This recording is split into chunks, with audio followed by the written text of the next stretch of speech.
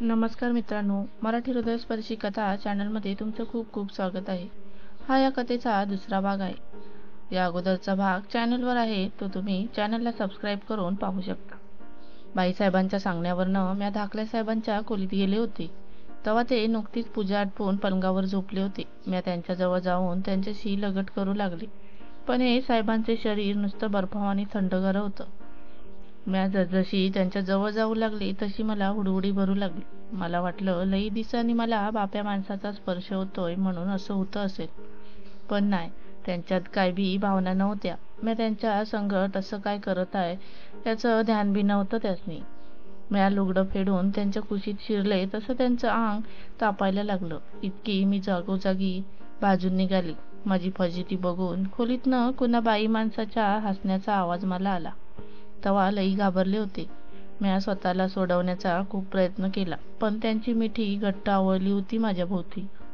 कशीबशी सुटका करून मी धावत खोलीतून बाहेर पडले. त्या दिवसानंतर 4 दिवस मला रक्ताच्या उलट्या होत होत्या. बाईसाहेबांनी कोंबडं वाहिलं गावावरच्या मुंजावाला. तेव्हा जरा आराम आला. तेव्हापासनं मी या खोलीकडं नाही फिरकली. मी सोचलंय ताईसाहेब, कशाची तरी लई करडी नजर आहे बघा धाकल्या धन्यांवर. माझ्याकडनं काय झालं नाही म्हणून थोरल्या बाईसाहेबांनी तुमच्या लग्नाचा घाट घातला. त्या अशीच पोरगी हुडकत होत्या जिच्या मागं पुढं कुणी नाही. काय बी झालं तरी गपगुमान गाईसारखी या दावणीला बांधलेली राहील.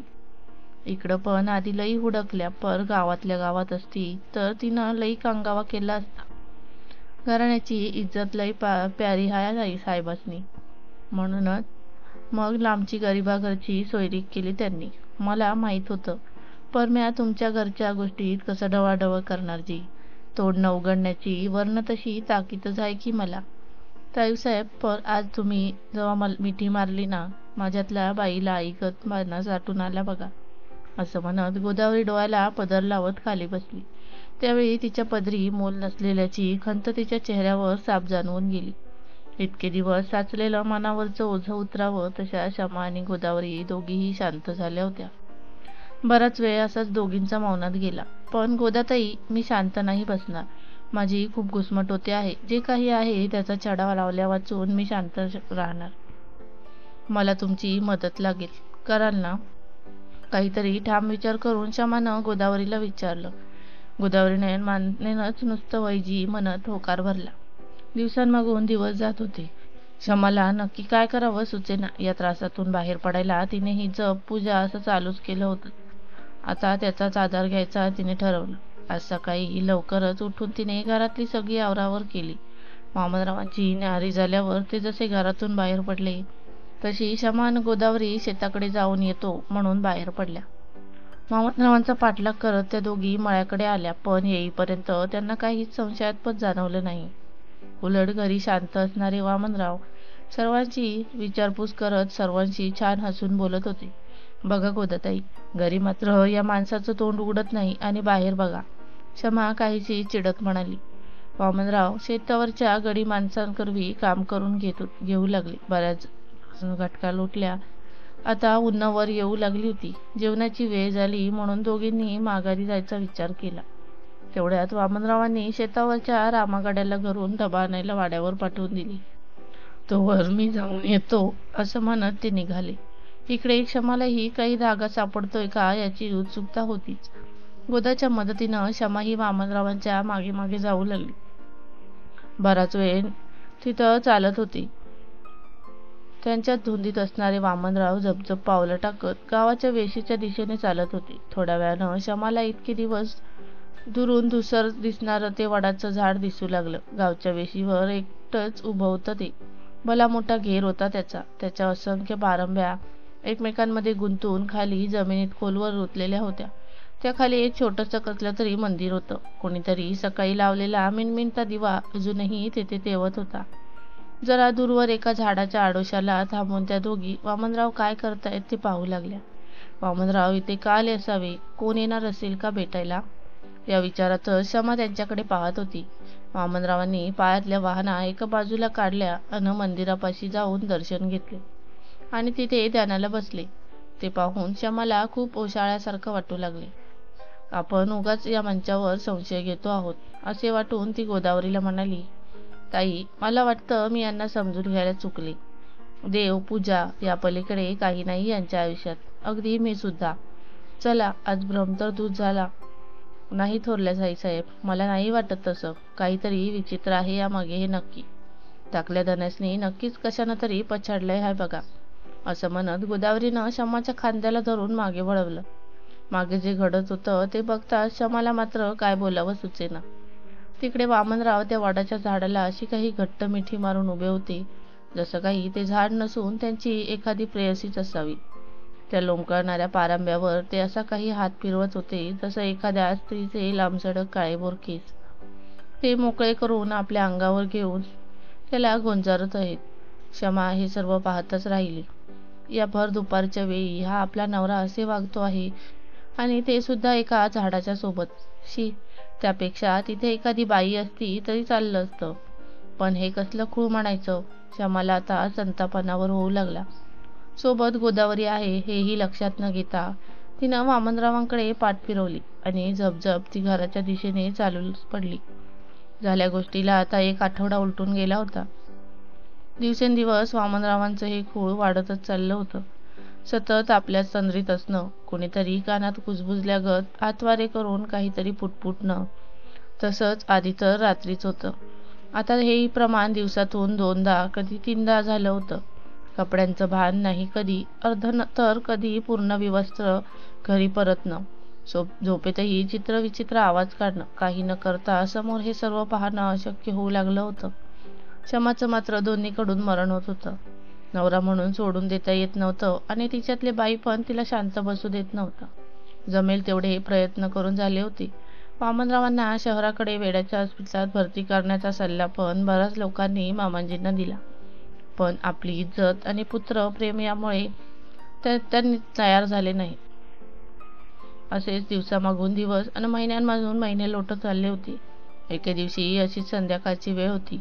स्वयंपाक आवरून शमानं दिवाबत्ती केली. बाहेर तुळशीपाशी दिवा ठेवून ती व्हरांड्यात उभी होती. निरभ्र आकाश, बाहेर हवेत छान गारवा दाटून आला होता. वाऱ्याची एक झुळूक तिला अलगद स्पर्शून गेली, तसं तिचं अंग काहीसं शहारलं.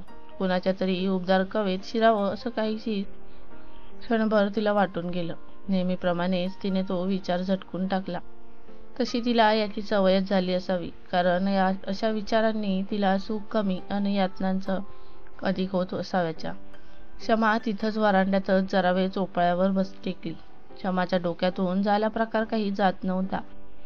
सतत वामनरावांचा तो चोळा तिच्या डोळ्यासमोर आणि तिच्या अंगाची नुसती लाहीलाही होत असे.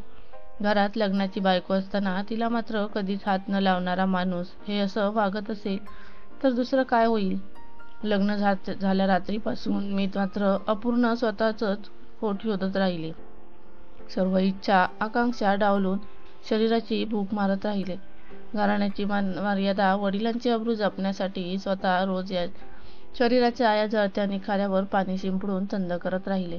मला वाटायचं यांचं लग्न मनाविरुद्ध झालं, पण तसं काहीच नाही. माझी पूर्ण काळजी घेतात. वाटलं याचं बाहेर कोणाशी संबंध असावे.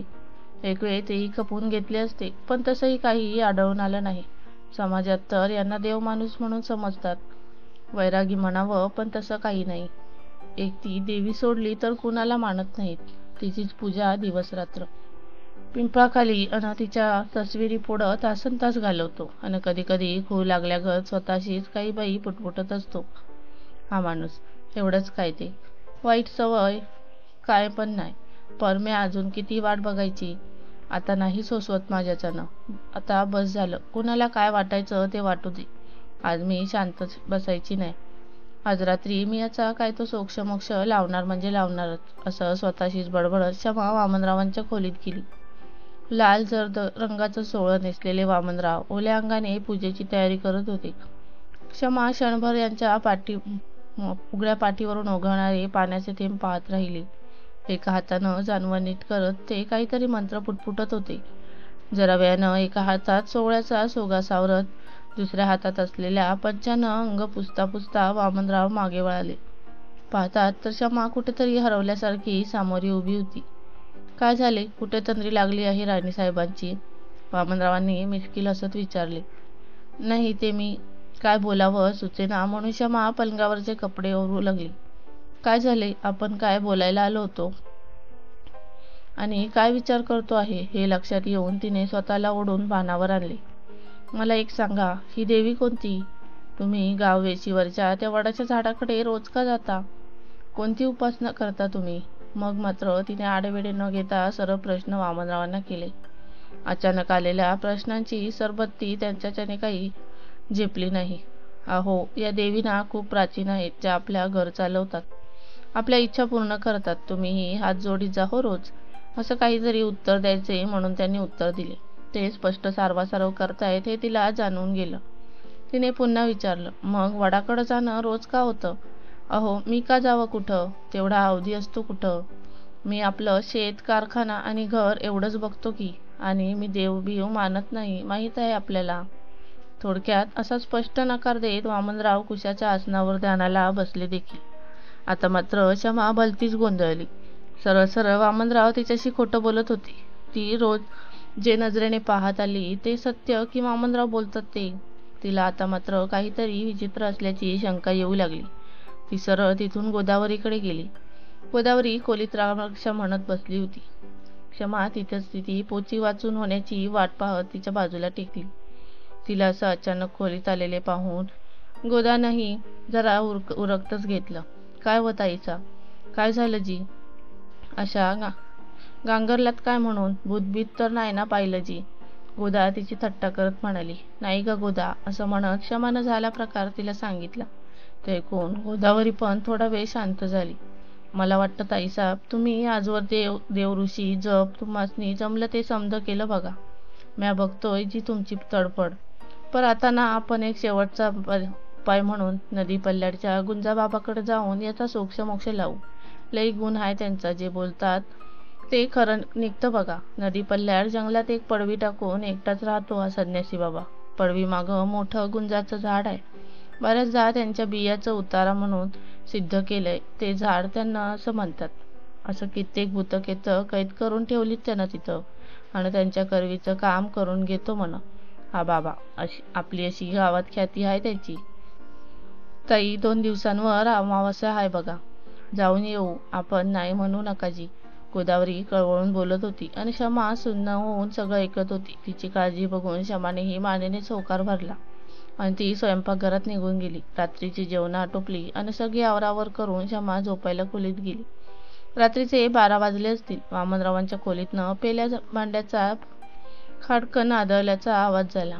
नेहमीसारखा जेवण झाल्यावर पाणी पिताना भांडत पडलं असेल म्हणून क्षमाने तिकडं काहीच दुर्लक्ष केलं. पण तिच्यातली काळजी करणारी बायको तिला झोपू देईना. ती उठली आणि वामनरावांच्या खोलीचा दरवाजा अलगद उघडून आत गेली. खोलीत एक सुंदर सुगंध दरवळत होता. सर्व दिवे मालवलेले होते. त्या देवीसमोरचा लांबण दिवा मात्र तेवढा तेवत होता. त्या मिणमिणत्या दिव्याच्या प्रकाशात तिने जे पाहिलं ते अकलनीय होतं. वामनरावांच्या शरीराचं गाठोडं बांधून त्यावर आपले लांबसडक केस सोडून एक स्त्री वामनरावांच्या अंगावर बसलेली क्षमाने पाहिली. ती काळीशार सावली पाहून क्षमाच्या अंगाला मात्र दरदरून घाम फुटला आणि तशी ती धाडकन जमिनीवर कोसळली. क्षमाला जाग आली तेव्हा ती तिच्या बिछाण्यावर होती. गोदाताई तिच्या डोक्यावर मिठाच्या पाण्याच्या पट्ट्या ठेवत होत्या. तिला बाजूला बघून डोक्याला हात लावत क्षमा उठू लागली. तसा हातानेच तिला झोपून राहण्याचा इशारा करत गोदावरी बोलू लागली. काय झालं रातच्याला? जेवढी सुधरपली, जे बघाया नको ते बघितलंस ना? म्हणजे गोदाताई, तुम्ही पण बघितलं ना? क्षमा म्हणाली. नाही हो, पर मला अंदाजा होताच. काहीतरी होणार. आपण त्या बाबाकडे जायचं ठरविलं ना. अमुष्या उद्यावर आली ना, मग काहीतरी झटका होणार म्हणून शान होणार असं काही बाई. तुम्ही वाईट धीरानच घ्या जी. घाबरू नका. आधीच घडल्या प्रकाराने घाबरलेली क्षमा रात्रीच्या विचारांनी जड झालेलं डोकं धरून पडून राहिली. आता मात्र तिच्यात डोळे मिटून पडण्याची हिंमत नव्हती. डोळे मिटता तेच चित्र समोर येत होतं. लक्ष दुसरीकडे न्यावं म्हणून तिने गोदावरीला उद्या गुंजाबाबाकडे जाण्याबद्दल विचारलं. जाऊ ताईसाहेब, आपण जावंच लागतंय बघा. नका काळजी करू. तुम्ही आता फक्त आराम करा. ताप आहे अंगात. म्या पेज आणतो. वाईस ती घ्या म्हणजे बरं वाटेल. असं म्हणत गोदावरी दारातून दिसेनाशी झाली. क्षमा पडल्या पडल्या आडाला टक लावून पुन्हा विचारात हरवून गेली. जरा वेळानं सासूबाईंच्या ओरडण्याचा आवाज तिला येऊ लागला. बास झाले की चोचले म्हणावं, काहीतरी ही नाटकं करायची आणि कामचुकारपणा करायचा. या म्हणावं महाराणींना खाली आता. मी म्हातारीनं अजून किती यांच्या सासरच्या संसाराचा गाडा ओढायचा ते. हातपाय साथ देत नाहीत म्हणलं आमचे आता. न काही कामाची न धामाची, न आमच्या नशिबी नातवंडांचं सुख. क्षमाला ऐकू येईल अशा आवाजातच रत्नाताई तणतणत होत्या. क्षमानेही अजून आपल्याला नातू दिला नाही म्हणून तिला खालून पाडून बोलण्याची त्या जणू एकही संधी दवडत नसत. क्षमाला मात्र कित्येक महिने याचीही सवय झाली होती. तिने डोक्यावरची पट्टी काढून ठेवली व सरळ न्हाणीघरात निघून गेली. भरून चापात 2 बादल्या गार पाण्याच्या घेऊन क्षमा मुकाट कामाला लागली. थोडा थकत थोडा रेटत तिनं आजचा दिवसही अंगावर काढला. आज तिने गोदावरीला आपल्या खोलीतच झोपायला सांगितलं होतं. रात्री कसलेही आवाज झाले तरी अंथरूण सोडायचं नाही अशी सूचना देऊन गोदावरीनं क्षमाला पलंगावर झोपवलं आणि तीही खाली गोधडीवर आडवी झाली. थकल्यामुळे दोघंही चांगलीच झोपी गेल्या. सकाळी भल्या पहाटे क्षमाला आवाज न देता गोदावरी उठून कामाला लागली होती. जेवढं उरकता येईल तेवढं तिनं उरकून घेतलं. काल क्षमाने सासूबाईंकडून डोंगरावरच्या देवीला ओटी भरायची असं खोटंच सांगून बाहेर जाण्यास परवानगी घेतली होती. त्यामुळेच गोदावरी आवरावर करते आहे म्हणून कुणी तिच्याकडे फारसं लक्ष दिलं नाही. सकाळची कामं उरकून दुपारची शिदोरी घेऊन क्षमा आणि गोदावरी दोघी निघाल्या खऱ्या, पण तेवढ्यात सासूबाईंच्या मनात काय आलं कुणास ठाऊक. प्रवास लांबचा आहे, काही लागलं तर गडी माणूस असावा बरोबर, म्हणून त्यांनी सोपानगडाला सोबत नेण्याचं फर्मान सोडलं. काही करून आज जाणं भाग आहे हे ओळखून त्या दोघींनीही काही आडेवेळे घेतले नाहीत. शेजारच्या शिवाची बैलगाडी आणि शेला कुत्रा सोबत घेऊन सर्व प्रवासाला निघाले. डोंगराच्या देवीचं दर्शन झालं. गाभाऱ्यात बसून दुपारची न्याहारी झाली. अंधाराच्या आत घरी परतावं म्हणून सोपानानं गाडी जोरात हाकली. डोंगर उतार व्हायला सुरुवात झाल्यावर गोदावरीनं गावचा रस्ता न धरता नदी पल्ल्यात जंगलाचा रस्ता धरायला सोपानला सांगितलं. पर का व ताईसाब म्हणत हबकून मागं बघत त्यानं बैलाचा कासरा मागं खेचला. मागं बघताच त्याची अन गोदावरीची नजरानजर झाली आणि तिनं नजरेनंच त्याला गप राहण्यासाठी खुणावलं. सोपान पण जे समजायचं ते समजला आणि गाडी हाकू लागला. थोडा वेळ जातो न जातो तोच न राहून शेवटी सोपान बोललाच. वहिनीसाब, म्या बी तुम्हासनी इकडं यायचं सांगणारच होतो, पर धाकल्या धान्यांच्या भीतीनं गप होतो. गोदाताई, मला बी वहिनीसाहेबांचं लई वाईट वाटतं बघा. आमची काशी बी माझी बायको लय तळतळती वहिनीसाहेबांसाठी. अक्षी फसवणूकच झाली की त्यांची. लई वंगाळ केलं बघा, देव बघत असतो. मनापासून कळवळून सोपान बोलत होता. जाऊ द्या सोपान भाऊ, बघू काय होतंय ते म्हणत गोदावरीनं त्याला गप केलं. त्या दोघांचं एवढं बोलणं चालू होतं पण क्षमा मात्र गप्पच होती. दिवस आता कलू लागला होता. 5:30ला डोंगर ओलांडून नदी पार करत गाडा चालला होता. पक्षी किलबिलतच घराची वाट धरत होते. अजून काय काय सामोरे येणाऱ्या धास्तीने क्षमा गोदावरीच्या मांडीवर पडून निरभ्र आकाश निहाळत होती. अमावास असल्यामुळे गोदावरीने गाडा कुठंही थांबू दिला नव्हता. घनदाट जंगलातून त्या नीरव शांततेचा भंग करत ती बैलगाडी आत शिरताच क्षमा व गोदावरी नीट सावरून बसल्या. सोपाने शेला कुत्र्याला खाली सोडलं आणि तो गाडी हाकू लागला. सगळ्या जंगलात भयान शांतता होती. बैलांच्या खुरांचा आवाज माती चाळत होता. इतका वेळ लक्षातही न आलेलं त्याचं फुरफुरणं त्या काळोखाला भेदत होतं. घाबरू नका वहिनीसाब, लई आत नाही जायचं आपल्याला. 2 मैलावर असेल बाबांचं ठिकाण. वाईच धीर धरा. हवा तर आपण आणलेला कंदील पेटवायची. सोपानं क्षमाला धीर यावा म्हणून सुचवलं. तसं गोदावरीने कंदील पेटवला. अंगाला आणि मनाला झोंबणारा गारवा त्या कंदिलाच्या उभेनं जरा शांत झाला. शेवटी बरंच अंतर कापल्यावर लांबवर एक बारीकसा उजेड दिसू लागला. गाडी त्या दिशेने धावत होती. तसतसा उजेड जवळ येऊ लागल्याचा भास व्हायला लागला. 2 भल्या मोठ्या पिंपळाच्या आणि वडाच्या पारंब्यांनी एकमेकांना विळखा घालून आपसुकच तयार झालेल्या कमानीतून गाडी आत शिरली. तोच गाड्याच्या आवाजाने झाडावर झोपलेली असंख्य वटवाघळं घो घो करत सैरभैर उडाली. तशी क्षमा जाम घाबरली आणि गोदावरीच्या पदराआड लपली. रात्रीचे 6-7च वाजले असतील, पण दाट जंगल, त्यात अमावास्या, त्यामुळे कुट्ट काळोख चहूकडे पसरला होता. गाडा पुढे सरकत होता. तेवढ्यात अंधारात बाजूच्या खडकावरनं गाड्याचं चाक गेलं आणि गाडा एक बाजूनं चांगला हात वर उचलून जमिनीवर आदळला. कुणाला काही कळायच्या आतच गाड्याच्या छताचा काटक्याला अडकवलेला कंदील पडला आणि फुटला. आता मात्र क्षमा पुरतीच घाबरली. तिला तसं बघून गोदावरीनं तिला पिशवीतनं काढून एक लिंबू आणि देवीचा अंगारा जवळ ठेवायला दिला. तोपर्यंत सोपाननं कंदिलाचा काच काढून त्याने तसाच कंदिलाचा पुन्हा वात लावली आणि तो गोदाकडे दिला. आता मात्र सर्वांनी कधी बाबाकडे झोपडे येते असं वाटू लागलं आणि जरा वेळातच ते बाबांच्या झोपडीवजा मठापाशी पोचले. क्षमा गाडीतून उतरता आजूबाजूचा परिसर न्याहाळू लागली. जेमतेमच दिसत होतं. बैलगाडीच्या आवाजानं केस व दाढी वाढवलेला असा एक काळा सावळा इसम त्यांना सामोरा आला. सोपाननं त्यांना वाकून नमस्कार केला आणि तिकडे येण्याचं प्रयोजन त्यांनी सांगितले. सगळे थकले भागले लोक बघून त्यांना बाहेरचं मिणमिणत्या दिव्याच्या आधारे आडोशाला बसायला एक घोंगडी अंथरून दिली आणि प्यायला पाणी देऊन तो आत निघून गेला. अंगाला गार वारा चांगलाच झोमत होता. क्षमा आणि गोदावरीनं लुगड्याचा सोगा डोक्याभोवती गुंडाळून घेतला. सोपाननं काटक्या गोळा करून त्याची शेकोटी पेटवली. त्यांच्या दोघींना जरा आधार मिळाला. आत गेलेला इसम जरा वेळानं पुन्हा बाहेर आला. झोपडीसमोर त्यानं कसली तरी पूजेची तयारी सुरू केली. त्यानं झोपडी शेजारी डालग्यात घातलेली एक कोंबडी आणि 4 अंडी काढली आणि समोर हळदी कुंकवाच्या रिंगणात तो सर्व मांडणी करू लागला. आधीच घाबरलेली क्षमा किलकिल्या डोळ्यांनी हे सर्व पाहत होती. आतून कसलेसे मंत्र कानावर येतच होते. जरा वेळानं मोठा शंखनाद झाला आणि हातात आरतीचं तबक घेऊन एक महाराज बाहेर आले. त्यांची आभा इतकी तेजस्वी होती की क्षमा त्यांच्याकडे क्षणभर पाहतच राहिली. ते बाहेर येताच गोदावरी आणि सोपाननं त्यांना वाकून नमस्कार केला. त्यांनी हातानंच त्यांना आशीर्वाद देऊन बसण्यास खुणावले. अंदाजे 70च्या घरात असलेले बाबा शरीराने एकदम काटक दिसत होते. गोरा रंग, सर्वांगावर भस्मलेपन, चेहऱ्यावर विलक्षणतेत भगव्या रंगाचं कमरेभोवती गुंडाळलेलं वस्त्र आणि चांदी रंगाची लांबसडक दाढी व केस यानं त्यांचं सात्विक रूप खुलून दिसत होतं. बाबांनी त्या रिंगणासमोर कुशाच्या आसनावर बैठक मांडली. इथं आता जे होईल ते बघण्याची हिंमत सर्वांनी ठेवा. शांततेत भंग होता कामा नये. जे होईल ते माझ्यावर सोडायचं, कळलं का? असं म्हणत बाबांनी सर्वांवर एक करडी व भेदक नजर फिरवली. ये बाळा, माझ्या समोर येऊन बस, असा आदेश त्यांनी क्षमाला केला. तसं गोदावरीने क्षमाला बाबांनी हाताने दर्शवलेल्या जागेवर नेऊन बसवलं.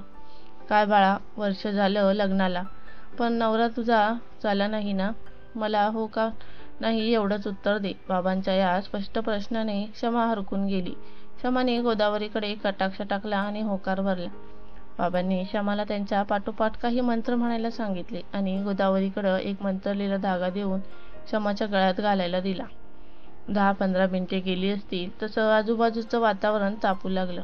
इतका वेळ बोचणारी हवा आता अंगातून घामाच्या धारा निघाव्यात इतपत गरम भासू लागली. अचानक जोराचा सोसाट्याचा वारा सुटला. वावटळ उठल्यागत समोरचं काहीही दिसेनासं झालं. आता मात्र बाबांच्या मंत्रांचा वेग वाढत होता. जसजसा वेग वाढत होता तसतशी झाडं एकमेकांवर आदळू लागली. वारा सैरभैर होऊ लागला आणि अचानक जंगलाच्या खोल कुठेतरी एका बाईचा जोरजोराने हसण्याचा आवाज कानी येऊ लागला. बाबांनी सांगितल्याप्रमाणे क्षमाने मंत्रोच्चार थांबवले नाहीत. तो आवाज क्षमाला अतिशय वेदनादायी होऊ लागला. कानात जसं कुणी घंटानाद करते, ज्यामुळे आता मात्र आपलं डोकं फुटेल की काय असं काहीच तिला वाटू लागलं होतं. तिने दोन्ही हातांनी आपले कान घट्ट झाकून मंत्रोच्चार चालूच ठेवले होते आणि त्यातच पिंपळाच्या कमानीतून एक सावली पुढे सरकताना दिसू लागली. तिच्यासोबत जमिनीवरचा झाडांचा वाकडलेला पालाही उडत होता. जसजशी ती आकृती पुढे येत होती, क्षमाचे किलकिले डोळे अजूनच विस्फारले जात होते. ती आकृती जेव्हा रिंगणाजवळ येऊन उभी राहिली, त्या धगधगत्या ज्वाळांमधून तो चेहरा स्पष्ट दिसताच क्षमा, गोदावरी आणि सोपान जागेवर ताडकन उठून उभे राहिले. क्षमाला चांगलाच दरदरून घाम फुटला. तिने धावत जाऊन त्या व्यक्तीचे पाय धरले आणि केविलवाण्या स्वरात बोलू लागली. मला माफ करा. मला तुम्हाला फसवायचं नव्हतं. मी घरी खोटं बोलून आले, पण माझा हेतू वाईट नाहीये. तुम्ही तरी मला समजून घ्या ना. क्षमा धाय मोकळून रडू लागली. ती व्यक्ती दुसरी तिसरी कुणी नव्हती तर ते खुद्द वामनराव होते. क्षमा रडत होती, पण वामनराव मात्र शांत स्तब्ध उभे होते. त्यांची करडी नजर जंगलात कुठेतरी हरवली होती. तो तुझा नवरा नाही. जागेवर बसून मंत्र म्हण बाळा. खंड नको. बाबांनी बसल्या जागेवरून आदेश दिला. कुणालाच काय चाललंय ते कळत नव्हतं, पण बाबांनी सांगितल्याप्रमाणे ते सर्व शांत जे होईल ते पाहणार होतो. क्षमा जागेवर बसली. बाबांनी त्या धगधगत्या ज्वालेत काही आहुती द्यायला सुरुवात करताच वामनरावांनी जोरजोराने हसण्यास सुरुवात केली. पण अहो आश्चर्य, ते हसणं एका बाईचं होतं. देवी, आपण कोण? आपल्या येण्याचं प्रयोजन सांगावं. बाबांनी प्रश्न विचारायला सुरुवात केली. तिथे असणाऱ्यांना हे समजत नव्हते की एखाद्या वाईट शक्तीशी बाबा असं आदरानं का बोलत आहेत. बाबांच्या या प्रश्नावर जरा वेळ सर्व पूर्वीसारखं शांत झालं. अचानक हवेत प्रचंड गारवा जाणवू लागला. आल्हाददायक वारे वाहू लागले. त्या वाऱ्याच्या प्रत्येक झुळकेसोबत एक बेधुंद करणारा सुगंध येऊ लागला. वातावरण एकदम प्रफुल्लित होऊन गेलं. त्याबरोबर पिवळी सोनेरी किनार असलेली पांढरी शुभ्र साडी नेसलेली एक दिव्य सुंदर अशी ललना हळूवार वामनरावांच्या त्या शरीरातून बाहेर पडली. तिची आभा पाहून सर्वांचीच नजर तिच्यावर खिळून गेली. तिच्या शरीराभोवती गच्च लपेटलेली साडी, तिचा तो कमनीय बांधा आणि तिच्या शरीराचे सारे अवयव अजूनच खुलवीत होती. तिचे काळेभोर केस वाऱ्यावर हेलकावत होते. तिची मादक नजर कुणालाही एका क्षणात घायाळ करणारी होती. कमळाच्या पाकळ्यांसारखे नयन, चाफेकळीसारखं नाक, गुलाबी ओठ, सर्व काही जागच्या जागी. जणू एखाद्या चित्रकाराने सप्तरंगांची उधळण करत एक सुंदर चित्र साकारलेलं असावं. जसं एखाद्या मूर्तिकारानं आयुष्य पणाला लावून ही मूर्ती घडलेली असावी, असं काहीसं तिचं रूप होतं. तिनं बोलायला सुरुवात केल्यावर श्रीकृष्णाच्या मधुर पाव्याचाच जणू भास होऊ लागला होता. मी कामाक्षी, एक यक्षिणी. मला प्रसन्न करून घेण्यासाठी यानं खूप कमी वयापासूनच ब्रह्मचर्य पालन करून तंत्रमंत्र साधना करून मला प्रसन्न केलं होतं. त्याच्या या अथक प्रयत्नांची मी अनेकदा परीक्षाही घेतली होती, पण त्याने कधी हार मानली नाही आणि म्हणूनच मी त्याला 3 वर मागायला सांगितले. आधी त्याची मागणी ही संपत्ती मिळवण्यासाठी होती. ही मागणी माझ्या आशीर्वादाने फलित झाली. मग त्याच्या अपेक्षा वाढू लागल्या. वचनात अडकलेले मी काहीच करू शकत नव्हते. म्हणूनच मी त्याला काही अटी घातल्या. मला सोडून दुसरं कुणाला पूजायचं नाही. दिवसरात्र माझा जप झाला पाहिजे, असं आणि बरंच काही. मला वाटत होतं की तो संपत्ती, विद्या यांचा वर घेऊन समाधानी असेल. मी त्याच्याशी नेहमी गुप्त रूपाने बोलत असे. त्यामुळे मग त्याने मला दर्शन द्यावे म्हणून विनवायला सुरुवात केली आणि जेव्हा त्याने साक्षात मला पाहिले तेव्हा त्याने मलाच वर म्हणून मागून घेतले. मग वेळी अवेळी, दिवस असो की रात्र, त्याने मला बोलवायला सुरुवात केली. त्याची शारीरिक भूक दिवसेंदिवस वाढतच गेली. आता ही गोष्ट दोघांनाही अतिशय सवयीची झाली आहे. त्याला काहीच इलाज नाही. तिच्या निर्लज्ज बोलण्यावर इतका वेळ शांत बसून ऐकून घेत असलेले बाबा चांगलेच कडाडले. अगं देवी, म्हणवतेस ना स्वतःला, मग या मुलीचा संसार उद्ध्वस्त करायला का निघाली आहेस? असंच होतं तर त्यांचं लग्न का लागू दिलंस? ती पुन्हा हसली. मी का लावून देऊ? लग्नातही मी मोडता घालायचा प्रयत्न केला. तिने हे लग्न करू नये म्हणून. बऱ्याचदा असे प्रसंग आणले की ती आजारी पडावी, नाहीतर घाबरून घर सोडून निघून जावी. पण तसंही काही झालं नाही. मी तिच्या संसारात आले नाही. तिच्या आधीपासूनच त्यानं मला स्वतःच्या आयुष्यात आणलं आहे आणि हे कोणीही बदलू शकणार नाही. मी वचनात अडकले आहे. बऱ्याचदा मनाविरुद्ध गोष्टी आम्हालाही कराव्या लागतात. हा एक प्रकारचा बंदिवासच म्हणा ना.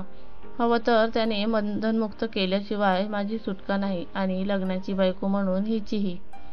तिचे हे उद्गार ऐकून शमाला आता रडू कोसळले. देवी, तुम्ही म्हणता ते असेलही तसं, पण मला सांगा, यात माझी काय चूक आहे? ज्यांनी मला कधीच लग्नाच्या बायकोसारखं वागवलं नाही.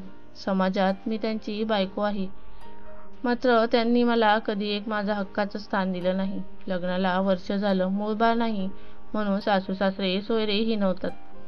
मुलं होऊ देऊ शकत नाही असा माझ्यावरच ठपका ठेवला आहे सासऱ्यांनी. निपुत्रिक वांज म्हणून हेटाळणी करतात. पण यात माझी काय चूक आहे? जर या माणसाने मला कधी स्पर्शच केला नाही तर मला मूल होणारच कसं? देवी, तुम्हीही एक स्त्री आहात. माझं दुःख समजून घ्या.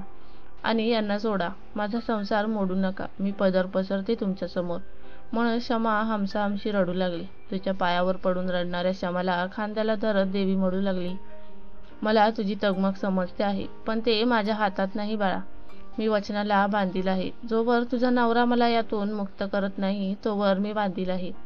हे सारं प्रकरण इतकं किचकट झालं होतं की त्यातून काय मार्ग काढावा हे कुणालाच समजेना. त्या दोघींची यात काही चूक नव्हती आणि ज्याने हे घडवून आणलं होतं त्याला त्याच्या करणीनं धड न माणसात तर न मृतांमध्ये गणलं जाऊ शकतं अशा स्थितीत आणून ठेवलं होतं. आताही ते एवढं सर्व रामायण घडत असताना तो मात्र शुद्ध हरपून आपण त्या गावचेच नाहीत असा निश्चित पडला होता. माणसं स्वतःचा स्वार्थ साध्य करायला देवांनाही वेठीस धरायला धजावतात. मागचा पुढचा विचार न करता अशी स्वार्थी लोक आपल्यासोबत कित्येकांच्या आयुष्याची राखरांगोळी करतात. देवाच्या भोळ्या स्वभावाचा वाटेल तसा फायदा घेणं ही जमात. शिवशंभो, भयंकर आहे सर्व. हे माते, तूच याला सद्बुद्धी प्रदान कर म्हणत गुंजाबाबांनी देवीला नमस्कार केला. हेच एखादं भूताकेताचं प्रकरण असतं तर आता त्याला वटणीवर आणून आला तिकडं हाकलून लावला असता, पण यात मार्ग सावधगिरीनं काढायला हवा असं म्हणत बाबा पूर्ण आहुती देत शांत झाले. असाच बरा वेळ गेला. आता अंधार जास्तच काजळी पेरू लागला होता. तशी रडणारी क्षमा घरच्या आठवणींनी भानावर आली. सोबत असलेले गोदावरी आणि सोपान यांची आठवण झाली. सोपान भाऊ तर त्यांनी ठाणे 2 लेकर सोडून सकाळ धरणं सोबत करत होते. आता आपल्याला आपल्या आयुष्याचा निर्णय घ्यायचा आहे आणि यातून मार्ग काढायचा आहे असा विचार क्षमाच्या मनात येऊन गेला. तिने आपले डोळे पुसले. बाजूला पडलेल्या वामनरावांकडे कटाक्ष टाकत क्षमाने मनाशी काहीतरी निर्धार केला. ती पुन्हा देवीसमोर उभी राहिली. हे माते, तू म्हणतेस ते मला मान्य आहे. मी एक सामान्य प्रतिव्रता आहे. मी माझ्या नवऱ्याप्रमाणे न तुझी न कधी सेवा केली न कधी आराधना केली, तरी मी तुझ्याकडे जो वर मागते आहे तू मला प्रदान कर. त्यानंतर मी तुला कधीच काही मागणार नाही आणि कोणत्या बंधनातही अडकवणार नाही, तरच माझ्या जगण्याला अर्थ लाभेल. मी सर्व सोडून माहेरी गेले तर माझे हाल कुत्र देखील खाणार नाही. माझा बा हाय खाऊन मरेल. माझ्या बहिणीशी कुणी लग्न करणार नाही. मला इथंच राहून माझं आयुष्य याच माणसासोबत घालवावं लागणार आहे. माझ्यावर कृपा कर असं म्हणत क्षमा यक्षिणी पुढे नतमस्तक झाली. देवीनेही उदार अंतःकरणाने तिला हवा तो वर देऊन देवी एका दिव्य ज्योतीत अंतर्धान पावली. जशी देवी तिथून बाहेर पडली तसे वामनराव शुद्धीवर येऊन उठून बसले. सर्वांनी समोरच्या होमकुंडात पूर्णाहुती दिली. बाबांच्या पाया पडून सर्वजण पुन्हा आपल्या गावाच्या मार्गी लागले. रात्रीचे 11-11:30 वाजले असतील. बैलांची खुरं वाऱ्याच्या वेगानं परतीचा रस्ता कापू लागली होती. त्यांच्या गळ्यातला घंटांचा नाद आता क्षमाला मंजूळ भासू लागला होता.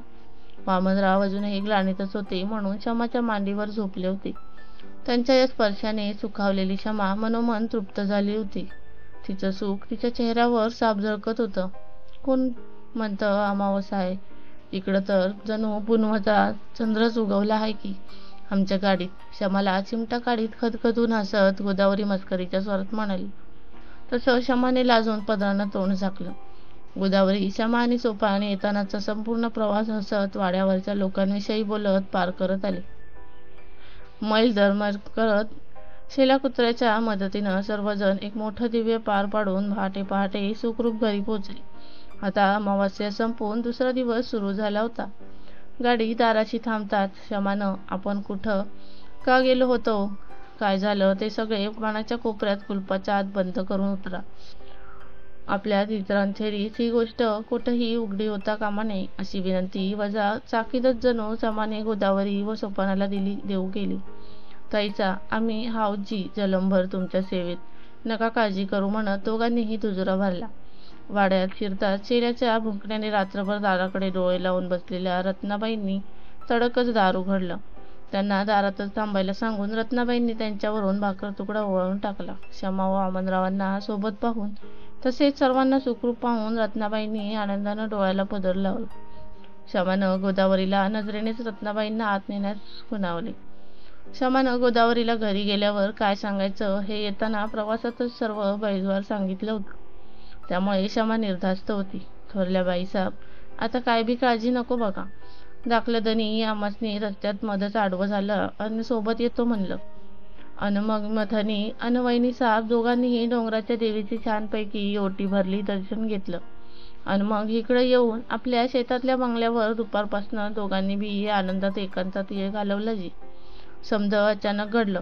आम्ही चाकर माणसं जी, धाकलं धनी जे सांगतील ते करत होतो.